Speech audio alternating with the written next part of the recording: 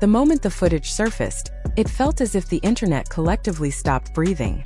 One clip, a handful of photos, Remy Ma and Papoose standing together again.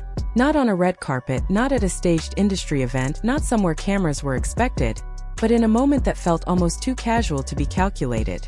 And yet it was enough. Enough to reopen wounds, reignite debates, and drag weeks of tension, speculation, accusations, and emotional fallout back into the spotlight within seconds.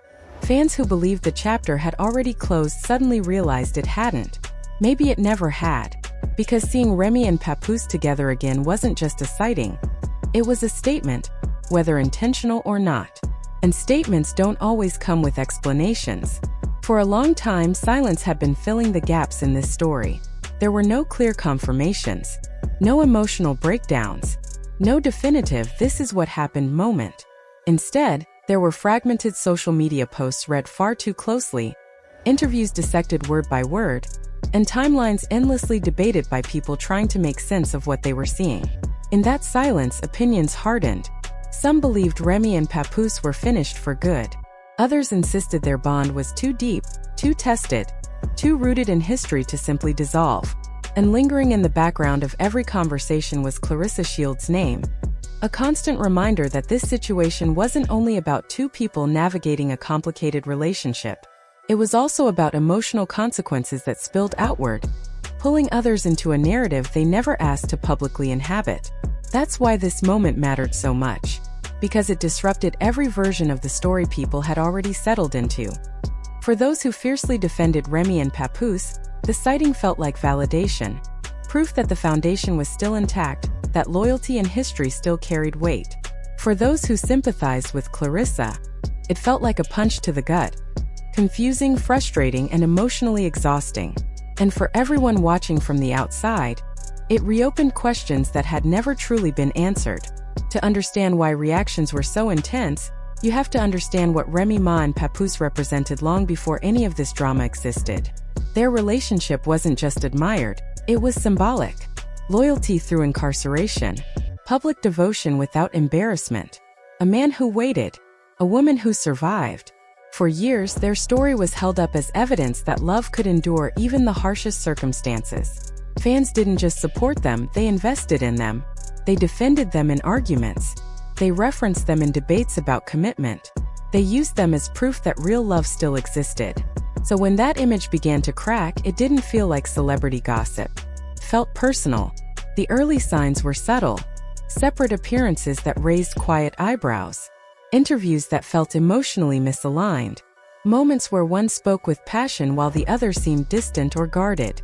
At the time, these details were brushed off as normal fluctuations, busy schedules, stress, growth. But hindsight changes everything. What once felt insignificant now feels like foreshadowing. Then Claressa Shields entered the public conversation, and the tone shifted entirely. She didn't arrive loudly. She didn't announce herself. Her presence emerged through timing, proximity, and speculation, almost accidentally. And that's what made it more complicated. Her involvement didn't feel strategic or malicious. It felt human, messy, unplanned. When backlash followed, her supporters rallied quickly, framing her as someone pulled into unresolved emotional territory she never intended to navigate in public. Someone caught between private feelings and public judgment. So when Remy and Papoose were seen together again, Claressa's supporters didn't just react, they exploded. Comment sections flooded instantly with anger, disappointment, and confusion. Timelines were dragged back into the spotlight. Old statements were replayed. And suddenly, everyone was asking the same uncomfortable question. If Remy and Papoose were still emotionally connected, what did that mean for everything that had happened in between? The footage itself wasn't dramatic. There were no visible arguments, no overt affection, no confrontations. But that was exactly what made it powerful. The absence of spectacle turned body language into the story. How close they stood, where their attention shifted, who leaned in, who remained guarded. Fans analyzed every frame, projecting meaning onto the smallest details. Some saw familiarity, others saw distance masked by habit, and both interpretations felt believable. depending entirely on what the viewer wanted to believe. Papoose's silence after the sighting only intensified the conversation. Known for speaking clearly when it matters, his quiet didn't feel accidental. It felt deliberate, not defensive, not dismissive, just controlled. Fans debated whether his silence was an attempt to protect privacy or a sign of unresolved emotional conflict. Either way, it spoke louder than any statement could have.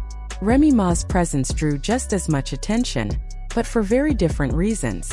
She appeared composed, confident, and unbothered by the chaos unfolding around her. To some, that calm read as undeniable strength. It looked like someone secure in herself, someone who didn't feel obligated to explain her choices to the public. To others, though, that same composure felt cold, distant, even unsettling. That split reaction revealed something deeper. Not about Remy, but about the audience. Perception is rarely about facts alone. It's shaped by expectation. People project their own experiences, beliefs, and emotional needs onto public figures, especially during moments of conflict. For those who believed Remy owed clarity, her silence felt frustrating. They wanted answers, accountability, reassurance. In their eyes, composure looked like avoidance. But for another group, her silence meant something entirely different. They believed she owed nothing. No explanation. No emotional performance. No public justification. To them, her calm was power. The ability to remain steady while everything else felt unstable. In a culture obsessed with reaction, her lack of reaction stood out as intentional, not indifferent. Once again, the internet did what it does best. It chose sides. One group labeled her unfeeling. The other praised her emotional discipline. And neither group was truly arguing about Remy Ma. They were arguing about what strength is supposed to look like. For some, strength means expression. Saying everything out loud, confronting emotions head-on, demanding to be heard. For others, strength means restraint, knowing when silence is protection, when boundaries matter more than validation. Remy became a mirror, a reflection of whatever people needed to see. What made the moment even more powerful was that she didn't adjust her behavior to manage public opinion. She didn't soften herself for sympathy. She didn't harden herself to appear untouchable. She stayed consistent. And consistency, especially during emotional storms, can feel unsettling to people who expect visible reaction. Lost beneath the noise was the emotional complexity beneath it all. Relationships, especially ones built on shared history, shared trauma, and shared survival, don't end cleanly. Seeing someone again doesn't automatically mean reconciliation. Sometimes it means closure. Sometimes it means unfinished conversations. Sometimes it simply means two people trying to understand what remains after everything else has changed. Claressa Shields' response, or lack of one, became its own statement. She didn't explode publicly. She didn't chase the narrative. She stepped back. And for her supporters, that restraint carried weight. Felt like dignity, like choosing peace over chaos, even when chaos might have been justified. Social media didn't extend that same grace. Memes flooded timelines. Old clips resurfaced. Lyrics, captions, and interviews were re-examined under harsher lenses. The narrative shifted by the hour. And through all that motion, one thing became clear. This story wasn't finished. Not emotionally. Not privately. Not publicly. What this moment truly exposed wasn't betrayal or reunion. It was ambiguity. And people hate ambiguity. They crave clean endings, clear villains, definitive truths. But real life doesn't work that way. Sometimes relationships exist in gray areas long after the public believes they're over. Sometimes loyalty and growth collide in ways that are messy and unresolved. Seeing Remy Ma and Papoose together again forced everyone watching to sit with that discomfort. It was a reminder that public narratives rarely reflect private realities.